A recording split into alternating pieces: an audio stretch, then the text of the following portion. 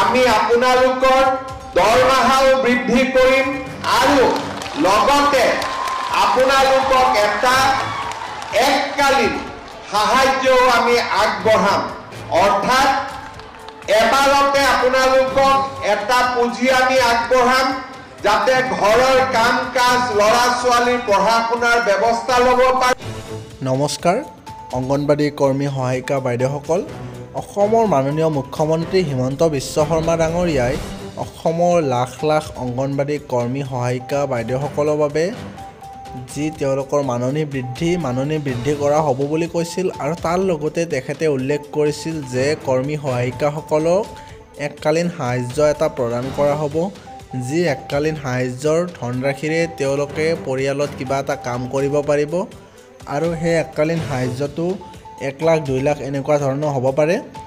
এই ক্ষেত্ৰত যিটো কথা মুখ্যমন্ত্ৰী মহোদয়ে উল্লেখ কৰিছিল এককালীন সাহায্যৰ কথা, সেই এককালীন সাহায্যটোৰ বিষয়ে আমাক বহুতে কমেণ্ট বক্সত সুধি আছিলে যে এই 2 লাখ টকাটো বা 1 লাখ টকাটো কেতিয়াকৈ প্ৰদান কৰা হ'ব।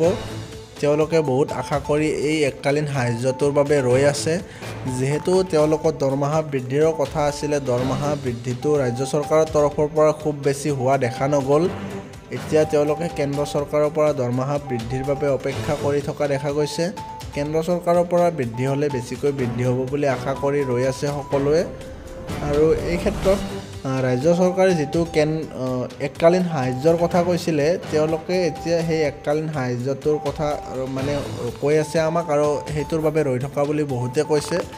এই ক্ষেত্ৰত চৰকাৰে যিহেতু এইটো মুখ্যমন্ত্ৰীয়ে এখন সভাতহে এটা মানে নিৰ্দেশনা ভাষণ দিছিলে, এই ক্ষেত্ৰত চৰকাৰীভাৱে মানে কেবিনেট বৈঠক হ'ব লাগিব আৰু কেবিনেটত ইয়াৰে যি মানে সিদ্ধান্ত হ'ব লাগিব যে তেওঁলোকক 1 লাখ টকা প্ৰদান কৰা হ'ব নে 2 লাখ টকা প্ৰদান কৰা হ'ব আৰু কৰ্মীসকলক কিমান টকা প্ৰদান কৰা হ'ব, অংগনবাড়ী সহায়িকা বাইদেউসকলক কিমান টকা প্ৰদান কৰা হ'ব। এই সকলোবিলাক কথা মানে কেবিনেটত যেতিয়াই সিদ্ধান্ত হ'ব, কেবিনেট সিদ্ধান্তৰ পিছত থিৰাংকৈ সিদ্ধান্ত ল'ব পাৰিব আৰু তাৰপিছত আপোনালোকক এই এককালীন সাহায্যটো দিয়াৰ ব্যৱস্থা কৰিব চৰকাৰৰ তৰফৰ পৰা।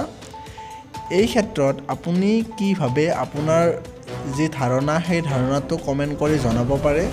এই ক্ষেত্ৰত আপোনাৰ মতামত কি সেয়া আপোনালোকে স্পষ্টভাৱে জনাব। কিমান টকা বিচাৰে কৰ্মীসকলৰ বাবে এককালীন সাহায্য আৰু সহায়িকা বাইদেউসকলৰ বাবে কিমান টকা সাহায্য আপোনালোকে দিয়াটো বিচাৰে কমেণ্টত জনাব।